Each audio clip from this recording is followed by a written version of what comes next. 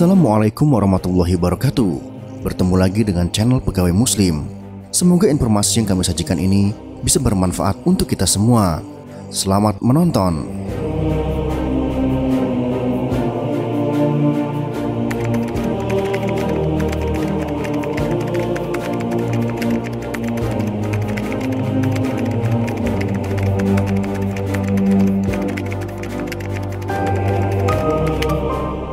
Our very distinguished guest for this evening is Admiral Richard E. Byrd. I must say that Admiral Byrd, our guest tonight, is not only our greatest living explorer, but he's been an inspiration to countless Americans. Admiral Byrd, you've been to both the North Pole and the South Pole.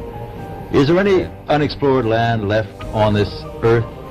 But strangely enough, there's left in the world today an area as big as the United States that's never been seen by a human being. And that's beyond the pole on the other side of the South Pole.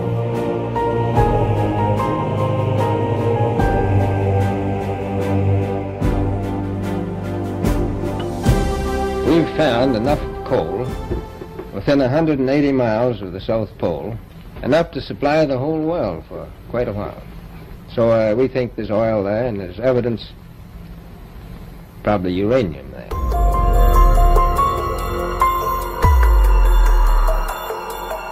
Setelah kita menyaksikan apa yang disampaikan oleh Admiral Byrd, maka bumi yang kita pijak sungguh belum sepenuhnya terjamah. Kisah masa lalu menunjukkan betapa planet ini menyisakan banyak pertanyaan yang belum terjawab, seperti yang diungkapkan oleh Admiral Byrd dan juga dari cerita Balukia. Rasanya tak masuk akal jika luas permukaan bumi masih saja dipertentangkan. Sains dan ilmu pengetahuan pun telah setuju, semua area bumi sudah dipetakan seutuhnya dan menjadi dasar dan wajib masuk kurikulum di semua sekolah di seluruh dunia. Akan tetapi, pertentangan demi pertentangan muncul belakangan ini. Ilmuwan banyak disorot lantaran kredibilitasnya dipertanyakan. Menurut anggapan bagi yang menentangnya, bumi ini belum sepenuhnya dijelajahi.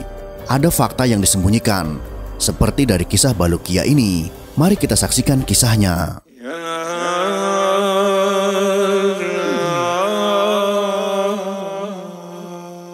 Jauh sebelum era kelahiran Nabi Muhammad SAW, Ats-Tsa'labi mengisahkan lelaki bernama Isya. Dia dari kalangan Bani Israel. Isya merupakan salah satu ulama yang biasa membaca kisah terdahulu. Dari kitab-kitab itu dia menemukan sifat-sifat Nabi Muhammad SAW. Semua sifat Muhammad SAW ditulis dalam sebuah lembaran dan disembunyikan di dalam sebuah peti yang terkunci. Sedangkan kuncinya dia sembunyikan di tempat yang tidak pernah diperhatikan. Isya memiliki anak bernama Balukia.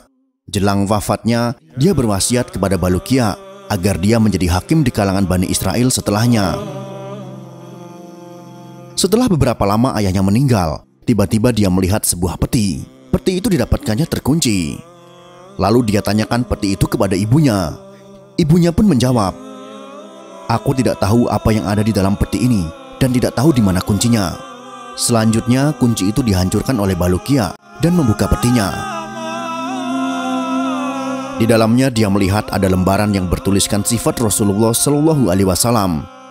Dari lembaran itu, Balukia juga mengetahui bahwa Nabi Muhammad SAW akan menjadi penutup para nabi dan rasul, serta surga diharamkan bagi para nabi sehingga dia dan umatnya masuk terlebih dahulu ke dalam surga. Setelah selesai membacanya, dia bawa lembaran tersebut kepada ulama Bani Israel. Tatkala mendengar sifat Muhammad SAW, mereka berkata kepada Balukia, "Bagaimana bapakmu mengetahui hal ini, tetapi dia tidak memberitahu kepada kami? Demi Allah, seandainya jika bukan karena engkau, pasti kuburannya akan kami bakar, karena Isya telah menyembunyikan berita tentang junjungan para rasul." Balukia pun akhirnya memilih untuk beranjak dari kampungnya. Dia pamit kepada ibunya dan berjanji tidak akan kembali sehingga dirinya bertemu Muhammad SAW. Dengan memantapkan keyakinan dan niat tulus, Balukia melangkah tanpa ada petunjuk pasti di mana Muhammad berada.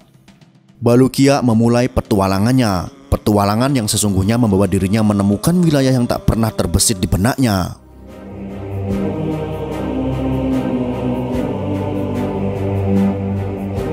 Tibalah Balukia dalam sebuah jazirah.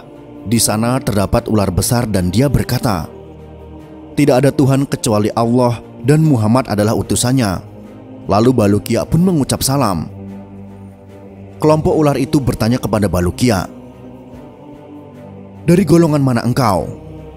Balukia pun menjawab dirinya berasal dari kaum Bani Israel dan menanyakan di mana Muhammad sekarang. Sayang, pertanyaan Balukia tanpa jawaban yang tegas oleh ular yang ditemuinya. Mereka berkuasa atas semua ular yang berada di bumi. Andai si ular penjaga itu tak mengawasinya, ular akan bergerak dan mengancam umat manusia. Perjalanan panjang Balukia membuatnya tak menemukan permukiman manusia. Bertemu ular berukuran besar dan mampu berbicara membuatnya bingung. Namun rasa takjub itu dibuangnya jauh-jauh. Dirinya fokus untuk bertemu Nabi Muhammad SAW. Perjalanan panjang dengan sederet keanehan tak berhenti dari situ.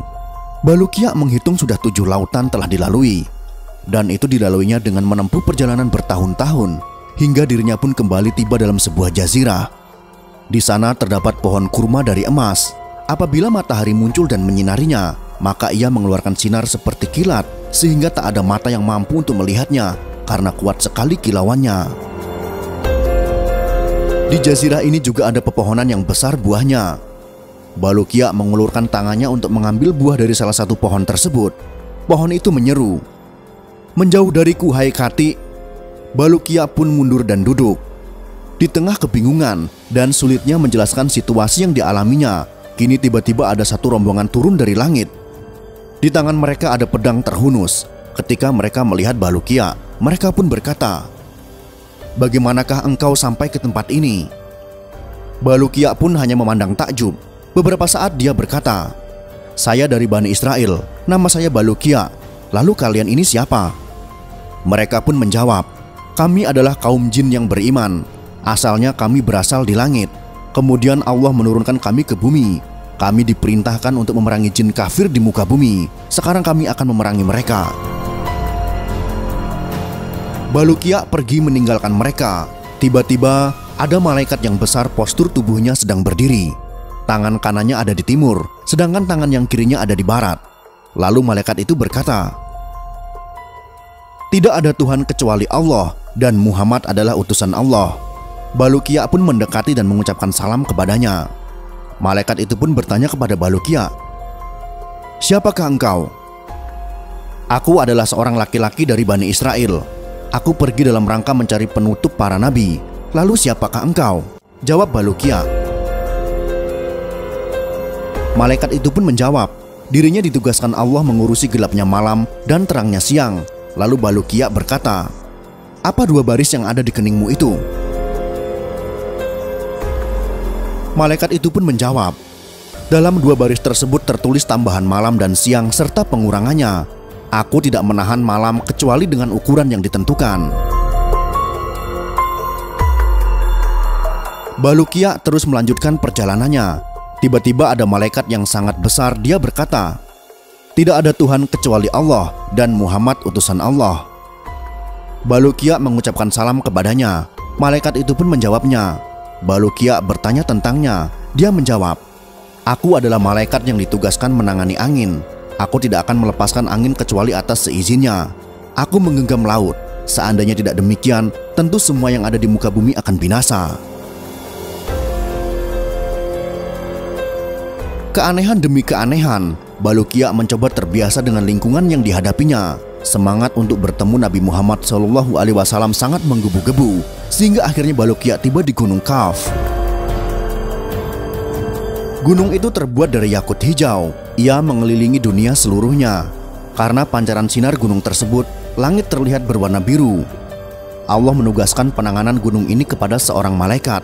Apabila Allah hendak mengguncangkan sebagian bumi, maka dia memerintahkan malaikat tersebut untuk menggerakkan lapisan yang tersambung dari belahan bumi tersebut ke Gunung Kaf.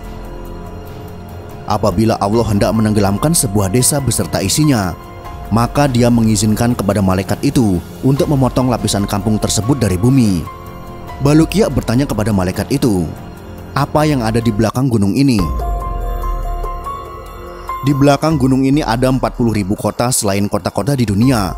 Kota itu terbuat dari emas dan perak. Tidak ada siang dan malam. Penduduknya adalah para malaikat yang tidak pernah lelah bertasbih kepada Allah, jawab sang malaikat. Bulukia kembali bertanya, apa di belakang kota-kota itu? Malaikat itu menjawab, di belakangnya ada 70.000 hijab. Setiap hijab besarnya seukuran dunia. Tidak ada seorang pun yang mengetahui di balik hijab itu kecuali Allah. Bulukia pun meninggalkan malaikat itu. Dia melanjutkan perjalanannya hingga sampai ke sebuah gunung. Di sana ada malaikat-malaikat yang rupa mereka seperti kijang. Bulukia mengucapkan salam kepada mereka. Mereka pun membalasnya. Bulukia bertanya kepada mereka, siapakah kalian? Kami adalah sebagian malaikat Allah. Di sini kami beribadah kepada Allah semenjak kami diciptakan, jawab malaikat tersebut. Lalu Bulukia bertanya kepada mereka tentang gunung besar yang menghadap kepada mereka, yang menyinarkan cahaya seperti matahari. Lalu malaikat pun menjawab, itu adalah gunung dunia yang terbuat dari emas. Semua logam emas yang ada di bumi bersumber darinya. Bulukia meninggalkan mereka. Dia melanjutkan perjalanannya hingga sampai ke sebuah laut yang luas. Di sana ada 2 ikan yang sangat besar. Dia mengucapkan salam kepada mereka, dan mereka pun membalasnya. Keduanya bertanya kepada Bulukia, siapakah engkau, hai makhluk Allah? Aku Bulukia dari Bani Israel. Aku datang dalam rangka mencari Muhammad, penutup para nabi. Apakah kalian memiliki sesuatu yang bisa aku makan? Tanya Bulukia. Atas izin Allah, kedua ikan itu memberinya roti. Dimakannya roti itu, dan setelahnya Bulukia tidak merasa lapar lagi. Selanjutnya dia sampai di sebuah jazirah. Di sana Bulukia melihat seekor burung yang sangat besar, indah rupanya, dan memiliki sesuatu yang bisa membuat akal tercengang karena keindahannya. Burung itu ada di atas sebuah pohon, yang di bawahnya ada hidangan, yang di atasnya ada ikan yang dipanggang. Bulukia pun mendekati burung itu, mengucapkan salam dan bertanya, siapa engkau? Aku adalah salah satu malaikat yang ada di surga. Aku diutus oleh Allah mengirim hidangan ini kepada Adam dan Hawa ketika keduanya berkumpul di Gunung Arafah. Keduanya telah menyantap sesuatu darinya. Lalu Allah menyuruhku untuk meletakkan hidangan tersebut di sini, dan aku berdiam diri di dekatnya hingga hari kiamat, kata si burung itu. Allah juga memerintahkan burung itu untuk memberikan sesuatu kepada orang yang datang ke sini. Maka Bulukia memakan sesuatu dari hidangan itu. Akan tetapi, tak sedikit pun hidangan itu berkurang. Hidangan itu seperti kembali ke keadaannya semula. Bulukia bertanya kepada sang burung tentang hidangan itu. Ia pun menjawab, sesungguhnya makanan dunia akan berkurang dan berubah bila didiamkan, sementara makanan surga tidak akan pernah berkurang dan berubah.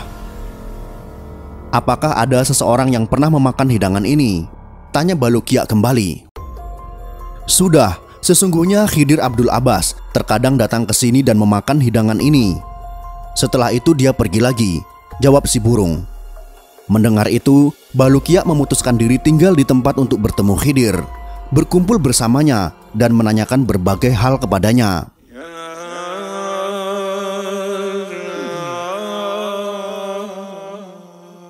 Pada suatu hari ketika Bulukia sedang duduk, tiba-tiba Nabi Khidir alaihissalam mendatanginya dengan mengenakan pakaian putih.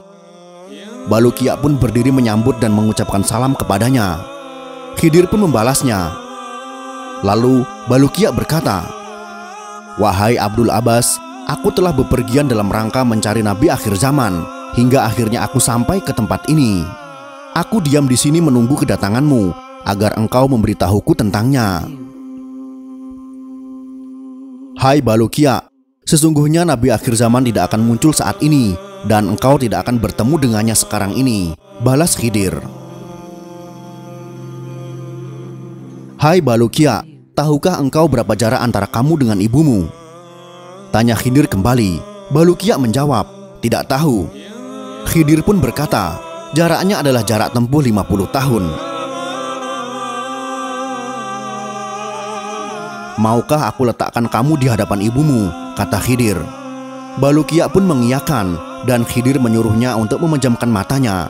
Bulukia berkata, aku pejamkan mataku. Aku tidak tahu apa-apa kecuali ibuku telah ada di sampingku. Aku buka kedua mataku, lalu aku mengucapkan salam kepada ibuku dan mengatakan kepadanya. Kedatangan Bulukia membuat ibunya terkejut. Pasalnya ibunya melihat seekor burung putih telah membawa Bulukia kembali ke sini. Lalu burung itu menghilang dengan cepat. Sejak peristiwa itu, Bulukiya menceritakan semua kisahnya kepada ibunya. Kemudian dia pergi kepada Bani Israel dan juga menceritakan hal yang dialaminya selama perjalanan. Dia ceritakan kepada Bani Israel dan semua keajaiban yang dilihatnya. Perkataan Bulukiya selama menempuh perjalanan puluhan tahun juga diabadikan oleh Bani Israel dalam sebuah catatan. Menurut sebuah riwayat, Bulukiya berumur 1000 tahun.